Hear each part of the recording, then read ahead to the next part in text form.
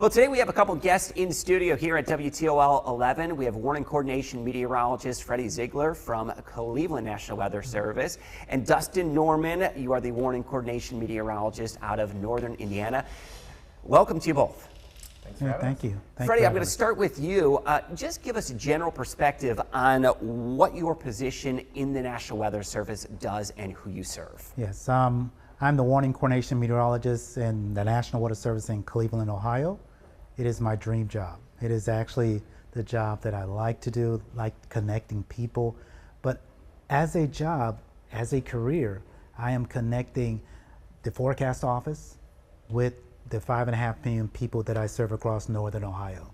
And through different avenues of partnerships with TV stations, with emergency managers, with state officials, we try to do that and try to give preparedness to people so they can actually be prepared when the weather turns ugly. Mm-hmm. So in a nutshell, that's kind of what I do. And I do a little bit different things here and there, but I am kind of the voice of the National Weather Service in my office, and hopefully that message is getting out to the people of Northern Ohio. Dustin, great to have you in as well. You serve in a similar capacity. Why don't you speak about your experience with the National Weather Service office? Yeah, sure. So we serve off to your west. I have 24 counties in Northern Indiana, 5 in Southern Michigan, and 8 in Northwest Ohio.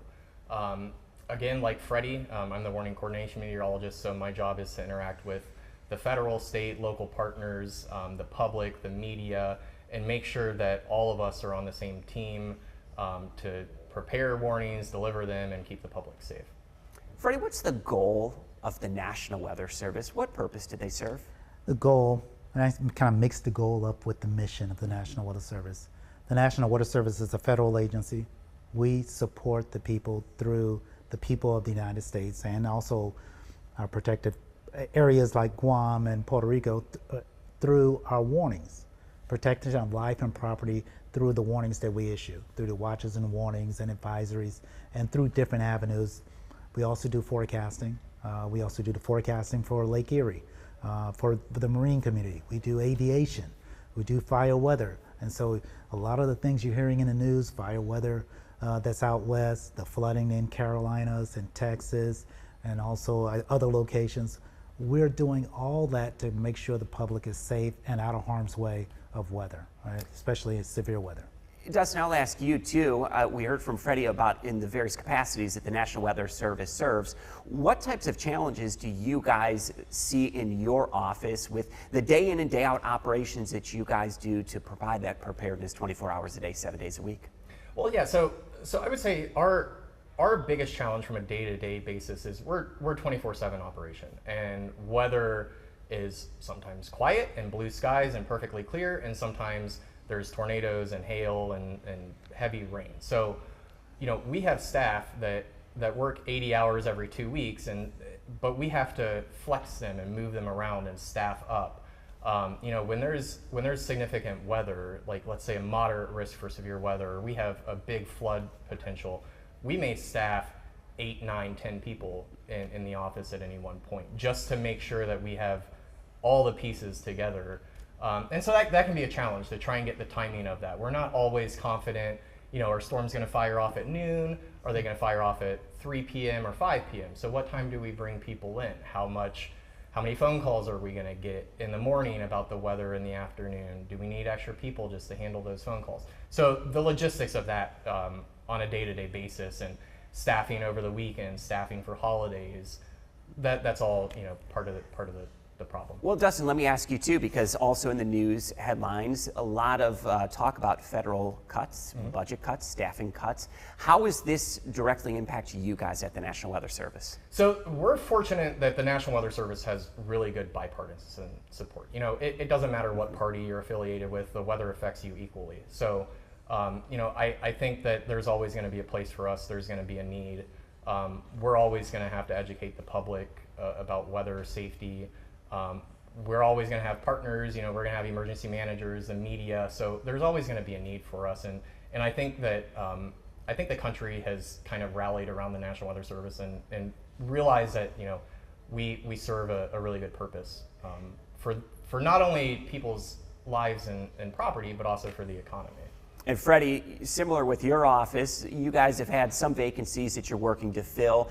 You yourself serving in multiple capacities in the office. Why don't you speak to how you guys have been directly impacted? Yes, for our office, it's for every office, it's been different. For our office, it's really, we had 2 people that were eligible for retirement, and they took the retirement. They were going to retire anyway, but the process kind of was sped up. And so I was supposed to I kind of took over some of the administrative duties, but also with my preparedness portion of my job, I had to pull back. And so a lot of preparedness wasn't done. The Sky One that was scheduled early part of the year across Northwest Ohio, I had to pull back on that because I had administrative duties.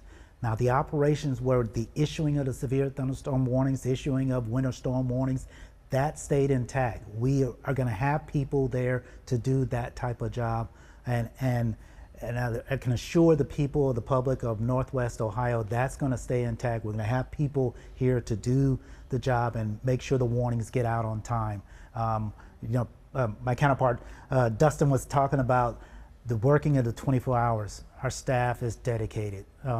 They're able to move around wherever there's severe weather, winter weather, that we staff up. So we're able to kind of move our people around and make sure that they're able to handle the phone calls, handle the social media, handle all information that's coming in, and making sure all that information is going out to the public. Let me put this, Freddie, in light of some recent natural disasters across the country as well. There's been a lot of scrutiny, so to speak, in some respects of people being alerted and aware of what's going on. Can you speak about some of the flooding and flash flooding that's happened? The National Weather Service at its core has still been there giving that warning and disseminating that warning. Talk about some of the recent natural disasters and how the National Weather Service has really been there doing that job to still be prepared and preparing people. Yeah, we work closely with the emergency managers, and the emergency managers are kind of the mouthpiece of getting everything, moving resources from one place to another, evacuating people, knocking on doors. And so we work with them constantly throughout the season. As you know, Ohio has all 4 seasons, so we do preparations for winter, spring, summer, even fall, where we have windstorms in the fall. So we do preparations kind of leading up the season before. We work with them, and I want to be clear about this.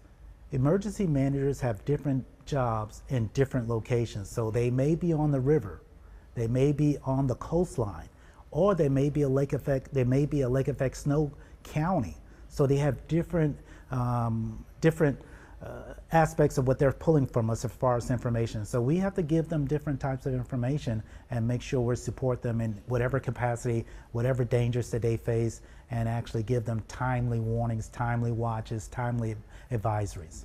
Justin, let me have you answer to that as well. What do you think that people need to know about what has happened recently in the wake of these natural disasters? The role of the National Weather Service, it's been there through this all.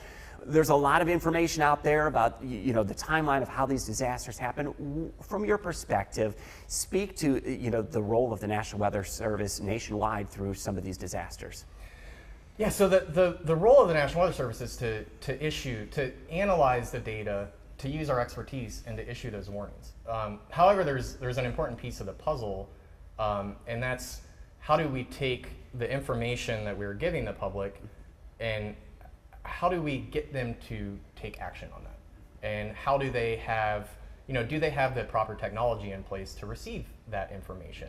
And you look at maybe a case on the Texas River where some people might not have had a piece of technology. And so, okay, let's go back and find out ways to alert people in the case of a flash flood warning being issued overnight. How do you get that warning to those people? And it might be a siren or a PA system. But that's where Freddie and I would work with emergency managers to come up with those solutions. And then there's a lot more steps that are involved once you come up with a solution. There's money, there's funding, it is a very complicated process to take forecasting rain and then turning that into an action to save somebody's life, right?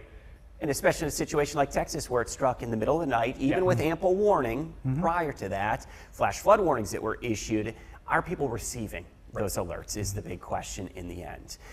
One final question for you both too.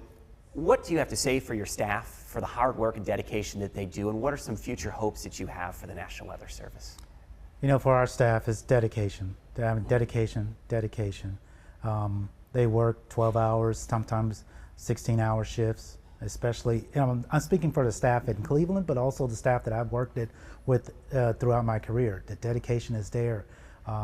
And a lot of people don't realize after a severe weather event, you guys are out there that very next morning for days sometimes surveying the damage and working through communities and working with EMA. This just isn't a one-day type of thing. No, that isn't. And I will say this, the media is especially important as far as getting that information out. People want to know if there's a tornado that struck, how strong it was. So we're out doing surveys. Sometimes it takes one day, sometimes it can take 5 days. And so it's not just my job to do that, but the whole staff is actually going out and doing that job and doing the surveys and getting that information to the public and to the media as well. And we well. appreciate that very much. Dustin, your final words as well. What do you say to the dedication of your staff and perhaps some future goals you have for the National Weather Service? Yeah, that's a good point. A weather event is not a one-day event. It's 3 to 5, sometimes 7 days ahead of time that we're briefing emergency managers and the public. It's the event itself, and then it's several days after the event where we're surveying tornadoes or